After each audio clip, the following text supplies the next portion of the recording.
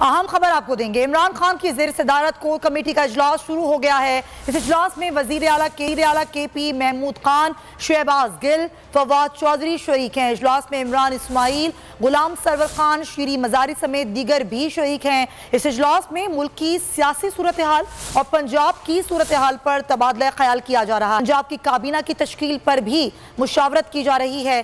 Punjab assembly में speaker और deputy speaker के लिए नामजदगी भी ज़ेर गौर है और आइंदा इंतखाबात से मुतालिक भी उमूर जो हैं वो इस इजलास में ज़ेर गौर आ रहे हैं। अहम इजलास जारी है इमरान खान की ज़ेर सदारत और इमरान खान आज रात 10 बजे खिताब भी करेंगे।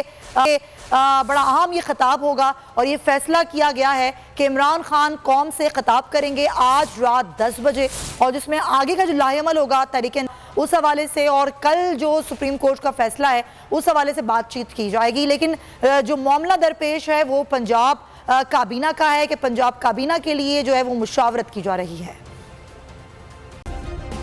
सब्सक्राइब करें और बेल दबाएं ताकि कोई खबर रह न जाए।